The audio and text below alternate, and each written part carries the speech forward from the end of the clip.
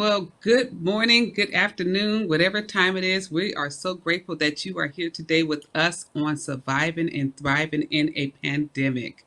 We have a excellent presentation to you, a special presentation that I really want you to take heed to. We're talking about brain health, and most importantly, our topic today is memories can heal. We have an excellent presenter here today, Dr. Monroe Butler. He is a neurologist and an associate medical director at Biogen. And we're going to get into a great conversation today. I want to introduce you to him first, and then we'll let you know in a video segment in a few minutes. So, welcome, Thank you for Dr. having me. Butler. Thank you. Welcome to Surviving and Thriving in a Pandemic on Hope TV. We're happy that you're here today. We're happy that we're talking about brain health, and we're going to get to some great discussion today. But, folks, right now, I want you to look at this presentation that we have, a short video presentation, just to let you know what's happening today. We'll be right back. Whenever I hear the old school Madhouse on Madison Chicago Bulls theme music, I'll always think of going to games with my dad as a little girl. Whenever I see my Winnie the Pooh, I think of my dad who bought it at Disney World for me and then carried it all the way from Florida to Chicago for me. My dad made this turkey sandwich for me when I was recovering from my transplant, and I can remember feeling how heavy it was with turkey, but also his thumbprint in it that let me know that it was made with love. Whenever I smell breakfast cooking, I think of my dad and how he would make breakfast on weekends and leave a plate in my bed for me to eat. I remember the last conversation I had with my dad before he passed away. He asked my mom, do I have somewhere to go? Do I have a home? Because every time I wake up, I'm here, which was in the hospital. And so, we FaceTimed and we talked. And I was able to take my phone and show him around the house, show him his office, his bedroom, his bathroom. And he said, I remember. And for me, I felt that was a healing moment because he knew he belonged somewhere. He knew he had a home where people loved him. And so at the end of that conversation, my dad told me, I love you. And I said, I love you too. And then he said, I love you more.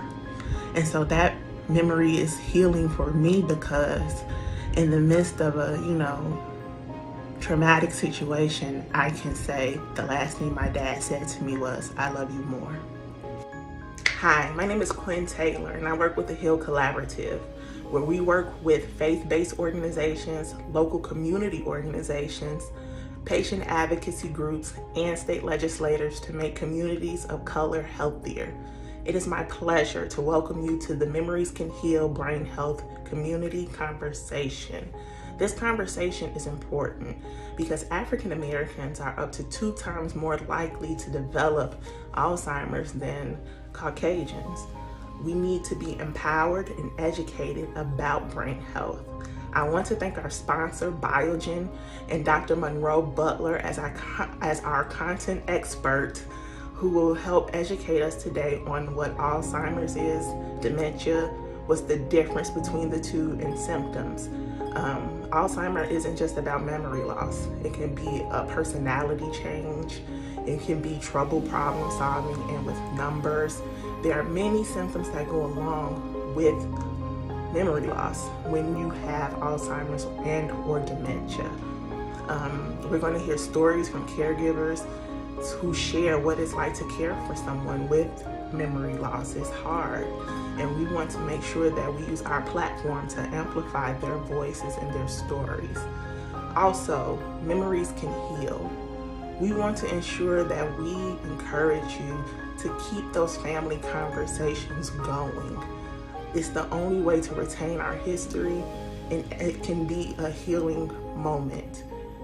Keep talking to the elders in your family and not only jog their memory about things that have happened in the past, but also create new memories to keep in your heart as they pass along. We are so grateful that you have attended, and we can't wait to give you the best show that we can. So I'll be learning along with you. Let's learn together. And thank you again for attending.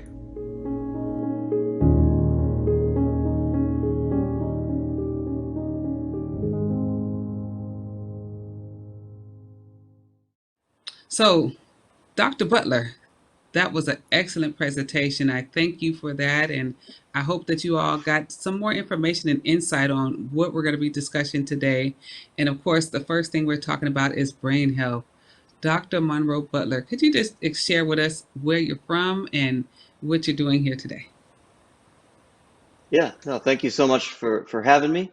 Mhm. I was born in Michigan, raised in California, educated in the Midwest, and now I work in the East. So I work Come in on. Boston, and I'm a neurologist by training and a dementia expert within neurology. The field called behavioral neurology is dementia expertise that I've developed, and now I'm working to develop new treatments for dementia. We don't have a lot of good treatments for dementia, and so I'm doing work to identify the best ways to diagnose dementia early and to slow it down to maximize our brain health. Mm. Oh my goodness. It's such a needed resource for all of us and study. So you have lived everywhere, basically. You lived everywhere. And I heard you even got a theological background. Yes, I was raised in the Christian tradition, and I knew from very early on I wanted to be a doctor. I knew that Mm. what I wanted to do was to help people in terms of the body. But Hmm. we're more than that, right? We're spirit and mind and body. And so Yes, I pursued a lot of my interests in theology and some of those tough questions that we all wrestle with before I went to medical school. And I really value that time to kind of have grounded me and connect me with some of the important faith traditions that we depend on. absolutely, absolutely. And we still have questions, right? We're still wrestling with the theodicy of why things happen. So I'm excited about this topic again, brain health, and the subject is memories can heal. When we talk about dementia and Alzheimer's, oftentimes we use them interchangeably, but they're not. If you can give us a definition of what Alzheimer's is and dementia, that would be helpful. Yeah, this is it's a great question. It's something that's well, there's a lot of confusion about how people Mm. use those words. So dementia is an umbrella term, much like cancer, right? And there's Mm. many types. You've got lung and skin cancer. Similarly, dementia, there's many types. And so Alzheimer's is the most common type or form of dementia.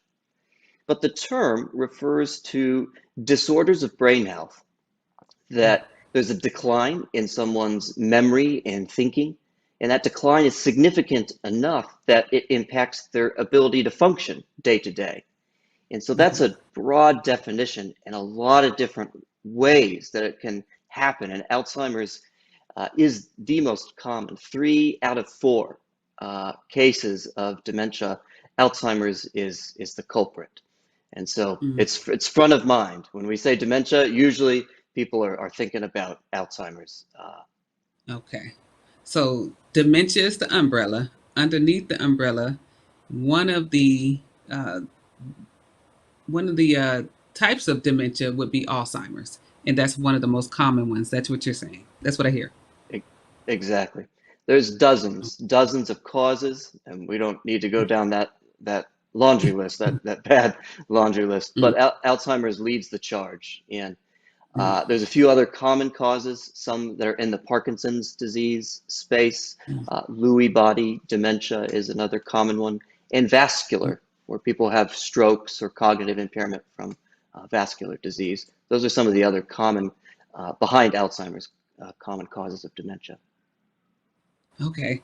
So when I'm thinking about Alzheimer's, or I'm thinking about even signs of dementia, one thing I think about is when I go into a room and I forgot why I went into the room, and we start getting nervous, or you leave your keys, you don't know where your keys are. What are some symptoms that we need to be concerned about? What are some symptoms, first of all, for dementia, and then what are some symptoms we need to be concerned about?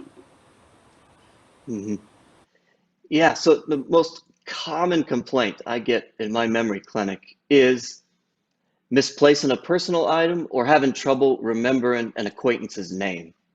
And Mm. so it's a very common thing as we age that our attention goes down just a little bit, such that we think there's problems with memory, right? Our mind is doing a dozen things. We're paying attention to what we think is important, and you can't do everything at once. And so a lot of Mm-hmm. times people feel like they might be becoming a bit more forgetful, but it's really an attention issue, and that's okay. That happens with age, is little declines in that. So where there's declines there, we actually get better at doing other things as we age, right? We talk about wisdom coming Mm-hmm. with age and experience. And so, Yes. think about how you approached a problem when you were 20 years old. You might have been excited and just wanted to apply your energy to it, but maybe you didn't have the best strategy compared to when you're Yep. 50 and you've been there and you've done that and you know exactly how to approach the problem. So we've got these common changes, word Mm-hmm. finding, forgetting why you came into that room, right? Because your mind is doing 15 other things. And when do we need to be worried? When are we tipping the balance into a sign or a symptom that should have us worried about Alzheimer's? Well, unfortunately, it's confusing because it's memory. Again, short-term memory pops up, and people have trouble remembering what they talked about yesterday with their loved one. They have trouble remembering that important date. They have trouble remembering where they put that personal item, like the keys. If there's a persistent pattern of short-term memory problems, and it seems to be getting worse over time, that's really concerning. Most of the time, Alzheimer's presents with short-term memory problems. So the person Mm-hmm. repeats themselves in the conversation because they forgot that they had just said that 10 minutes ago. And it's not Mm-hmm. happening once, but it's happening over time repeatedly, this kind of an experience. But 1 out of 10 cases of Alzheimer's, memory is not the first symptom. So we got to pay attention to language, how people are using words, and we have to pay attention to how people are functioning in the world. Are they able to pay their taxes on time? Are they able to make the appointments? Are they able to juggle everything that they typically can juggle? And so early symptoms, short-term memory, changes in your attention, changes in language are the things to watch out for, but not to be frightened about one-time little experiences here and there. But once you see things getting worse slowly over time, that's cause for concern.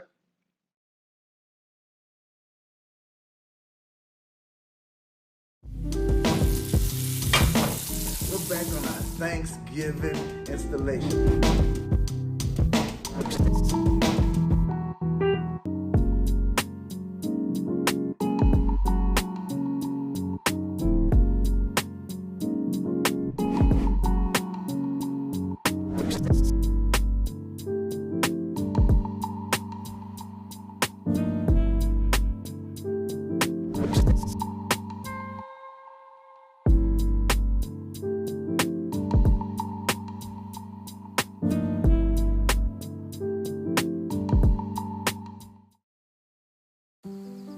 Hey, Dad.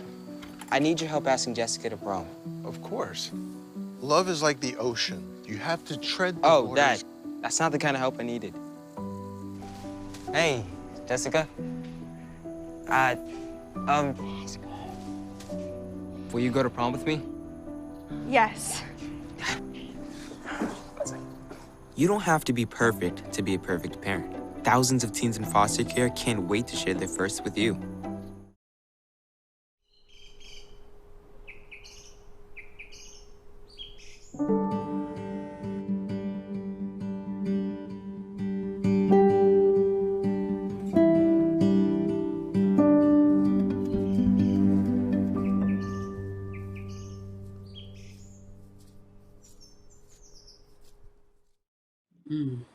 I'm also curious about, because I work with mental health, and sometimes we can misdiagnose depression or other mental health disorders with dementia.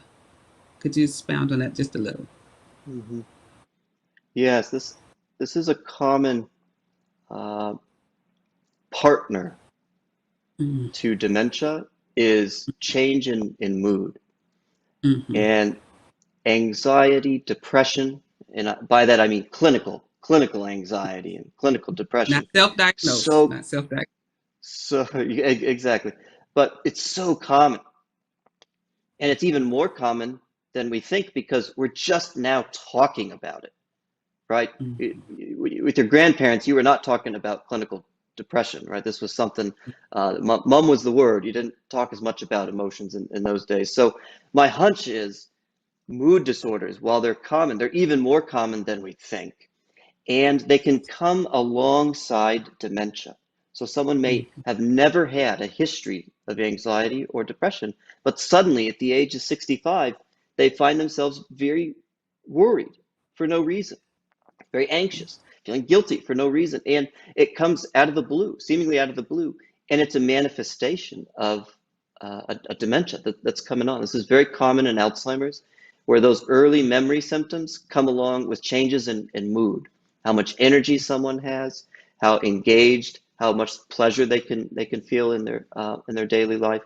And so we have to be on the lookout for those two coming together.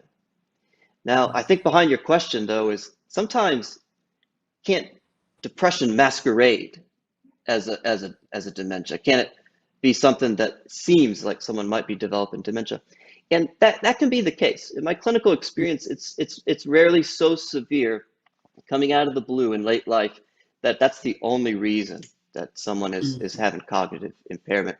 So to me, it's an iceberg that you got to explore that terrain and see what else might be going on, because there's so much we can do to slow that down, to reverse that, or to improve someone's overall mental health. I love that. I love that iceberg visual because that's truly what it is. It's an iceberg. And we have to do that exploration. So I love that you mentioned that. And I'm also thinking about, I know it's just a scary topic. This can be a scary topic. It's taboo, like you mentioned before. We didn't talk about it. Now we're talking about it a little bit. But now, even the reactions to diagnosis, what does that look like when people find out, or denial? Basically, that would be an issue as well. But what are some reactions to diagnosis that you have seen? Hmm. This is a good question. And if you've met one person with dementia, you've met one person with dementia. So good. And there's an individual response that is unique to every situation.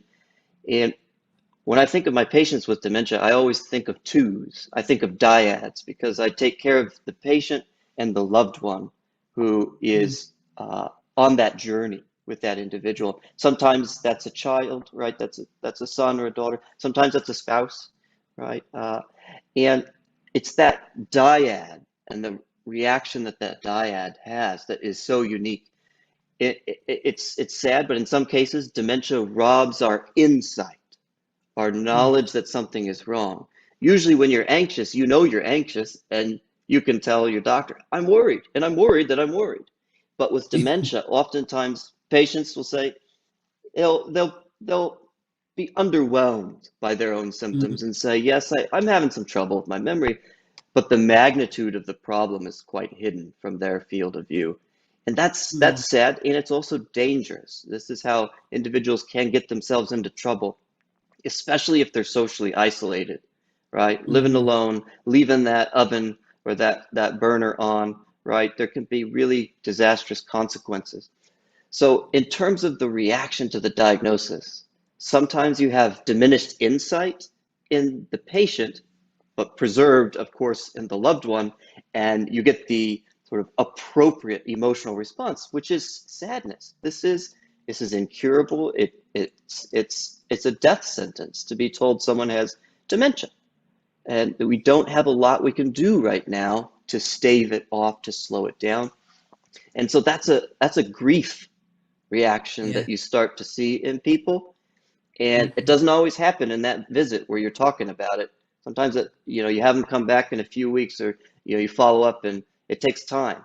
It takes time, and people respond in the ways that people respond, right? You got your planners that they get the notebook out and they're talking about how they're going to change their end of life kind of planning, and then others are thinking about their relationship networks and how can I maximize the time with my loved ones, and so as many types of people and as many individuals there are with dementia, as many reactions as you get to the diagnosis. Yeah, I'm just thinking about how everything is probably even magnified as we're in this pandemic right now.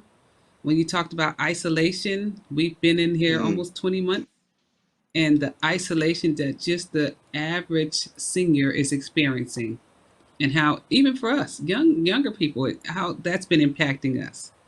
So I'm thinking about mhm. that, the loss that you spoke of on many levels, that grief on many levels, and then we layer that with dementia, and so that's a lot happening in a couple of years, and then we don't even know the long term effects of what's going to happen. So Yeah, I'm thinking about, this go ahead. is uncharted territory where we are right now. And we've always known that the Mhm. future is unknowable, but what we can apply is the past. There's hope in the past, there's hope in a memory. And so the question is, how do we preserve recollection? How do we preserve memory and keep it as vibrant and alive for as long as possible? That's great. That is such a great segue into the intuition study highlight.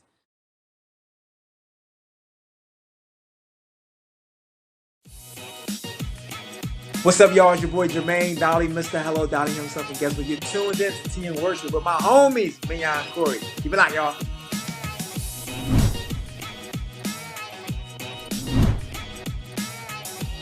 Hey y'all, it's Candy West, and you're watching Tea and Worship with Mignon and Corey.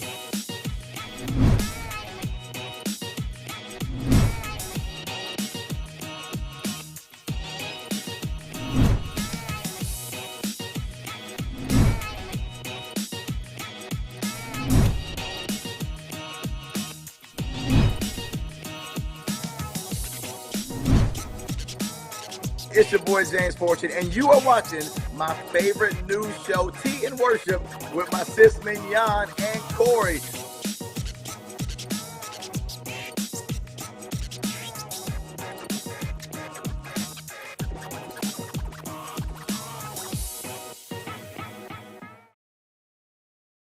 When I was in foster care, I never knew when I would have to move, so I always had my suitcase ready to go. Then one day, I was adopted. My new parents opened their hearts and home to me. My parents cook my favorite breakfast for me every morning. My parents take me on trips I never thought I would go on. They gave me a home and an even better reason to use that suitcase. My parents aren't perfect, but they're perfect for me.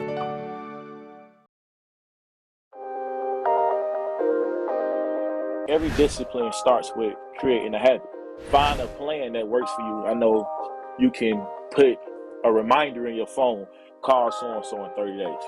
You can't use the excuse that, oh, I'm an introvert or I'm an extrovert. You know, stuff people like to say. Nah, if you're not outgoing, right, you better get going, because that's the only way networking works.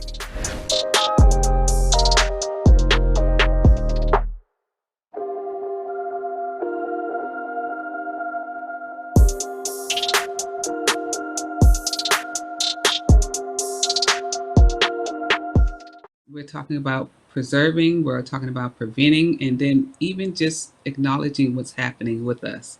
And so let's pivot a little bit and let's talk about that intuition study highlight. Yeah, this is a large study across the United States, which is recently launched, and we are actively enrolling, looking for thousands of individuals, especially individuals over the age of 60 who might be more at risk for dementia. And this is a study that's completely virtual. I'm sure we'll put some information up on the screen where you can go to our study website to learn more, the Intuition Study. And it's a completely virtual study designed to help us develop tools to monitor our brain health, to give patients, to give people the tools to keep track of how they're doing as they get older, so that if things change, that the person is alerted and they can come to their healthcare provider and say, I need a brain health evaluation. And so this is a study to help us develop those tools for people, to put the power of detection in people's hands. So what does it look like? Well, it's virtual. It's for pre-existing iPhone users. You have to have an iPhone, a smartphone, to get into the study. And you navigate through the study with an app on the iPhone that you download. And if you go to the website, the Intuition Study website, it directs you to where in the App Store to find it. Very straightforward, the Intuition Study. And you download the app and you learn a little bit about the study. What are we asking people to do? Well, not much, actually. Over the course of 2 years, we really asked people about 1 day's worth of activities, sort of spread out slowly over the study. And we give everyone an Apple Watch as part of the compensation for the study and several $100s to participate. And you can earn points as you use your phone, as you normally would, as you wear an Apple Watch as much as is comfortable for you. And all of that information about how we move in the world, how we interact with the world, we're collecting to be able to understand healthy aging versus those who are getting the earliest stages of dementia, what we call clinically mild cognitive impairment, MCI. The earliest stages of dementia where you're just a little bit forgetful, a little bit of trouble with your day-to-day tasks, but you don't need someone else to perform those day-to-day tasks. So the study over 2 years is just using your phone as you normally would, wearing the watch as much as is comfortable for you, and to do a few memory and thinking activities. So once a month, we have people go to their computer and play some brain games, basically, doing some tasks where you're following different shapes and movements, and it's designed to challenge people, to challenge everyone, no matter where they're at, no matter what their education or age. So people do that once a month for a half hour, and they answer questions about their health every few months, and if there's been changes in their medications, changes in their day-to-day, their sleep, their mood, their stress. And all in all, it adds up to be about a day's worth of activities when it's all said and done. So the goal of this study is for us to develop a tool for patients to monitor their brain health with their smartphone, with their devices, so that they can be alerted to any changes as they age, if they seem to be going in a direction that suggests early stages of dementia. Wow. So I love that this study is, we're putting in the information, we're learning about our brain health, and then we have tools that we can use to increase our brain health. But also, you alert us if there is some changes. Can you speak to that portion That's of it? right. That's right. For those in the study that are older, that are doing the activities, if we do see some significant signs of change, we do tele-research sessions with some of our research team members where we find out a bit more. And if someone's worried and there has been changes, we encourage everyone to get a brain health examination. Anyone over 65 should ask their doctor in their annual visit if they could have a check-in about that. And that's about a sea change, a culture change that we're trying to promote, which is we think about heart health, we think about the health of our bodies, but we're not thinking about brain health as a society. And that's what a neurologist is, a guardian of the brain and a protector of the brain. And so my job is to spread the good news, so to speak, the message that we need to be thinking about brain health. We need to protect our brains with what we do today. It's never too late and it's never too early. There's stuff that we can do to contribute to age well. Well, I love that. I love the idea, the concept. I want to talk about some feedback that I would hear and I've heard because I talked to you about the study. So we get an iWatch and we need an iPhone. So I'm sorry, Android users. Sorry. This is, God bless y'all. But iPhones is where it's at, y'all. We want y'all to get saved. Get the iPhone. But the iPhone, what version of the iPhone do we need to connect our app and this together? So it's iPhone version 8 or newer. And of course, it's it's understandable people be frustrated if they are not an iPhone user and they still want to participate. Unfortunately, when you take a first step, you got to take it somewhere, and you got to take it with someone. And so this first step here is in the Apple product space. So for those that are iPhone users, they have to have a version 8 or newer to be eligible to download the app and enroll in the study. And if people already have an Apple Watch, they can use that, but everyone will still be sent or given a watch as a part of the compensation for the study. And you earn it. You earn it by doing the activities and getting points each month for doing the tasks. And I love that you told us that we have once a month and then once quarterly, there's some tasks that we're asked to do and activities that we're asked to do to check out our brain health. And it's a 2-year commitment, you guys. So not asking you for a lot, but it's also helping you to be an advocate and to check in on your own brain health. So very good. Very good. I have a question about the intuition study. How many people over 60 do you need? Because I know you mentioned over 60, but you have a large age range that you're looking at. So how many people do you need? We're looking for almost 20,000 people over 60, 18, 19,000. And those individuals, so the study is started, it was launched in September, and we have a few thousand people in the study, but they're mainly under 60. And now we're really starting to look to identify people 60 and up. So anyone involved in this faith community, in this broadcast, we're opening the enrollment up for anyone age 21 to 86. We're really wanting people 60 and up, but other family members that want to participate that are under 60, you're absolutely encouraged to be a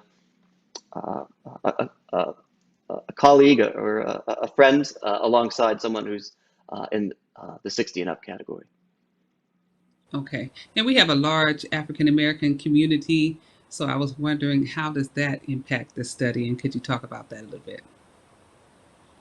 Yeah, a major flaw to research done in Western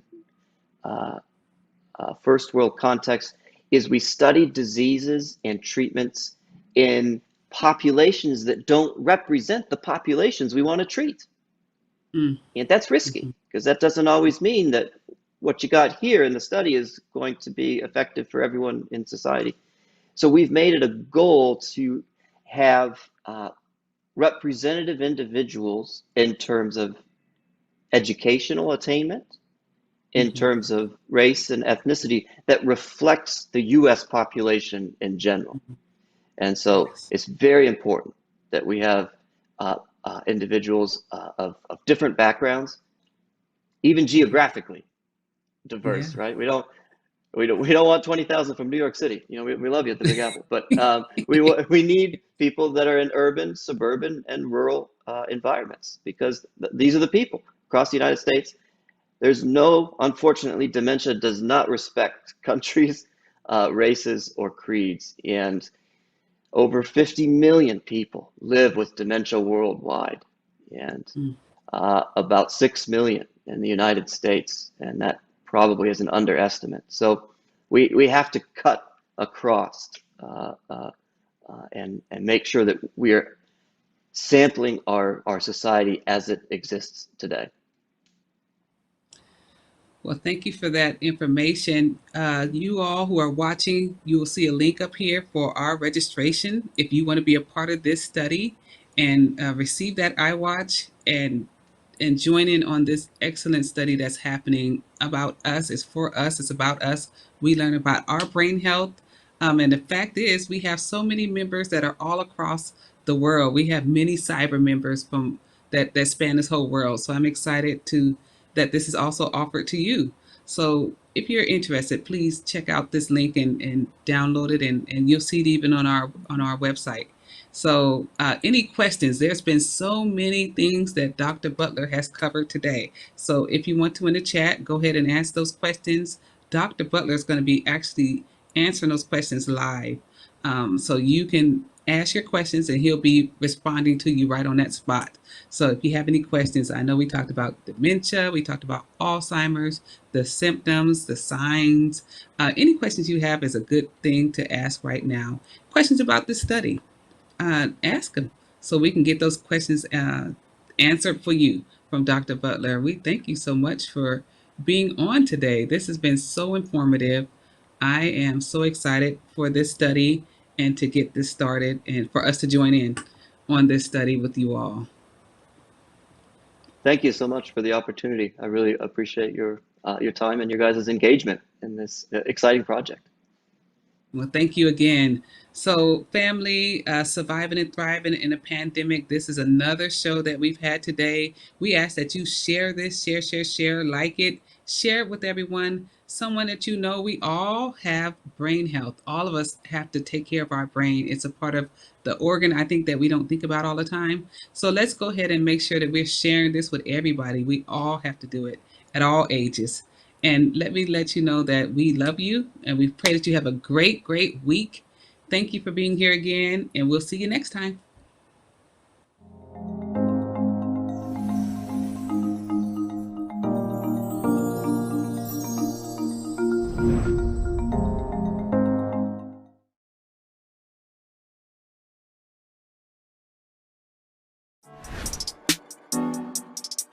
Is love transactional? What is it? It's so good when you loving somebody and somebody loves you back. You know, you want that and somebody loves you back part. What is love? I feel like we just opened up the Miseducation of Lauryn Hill.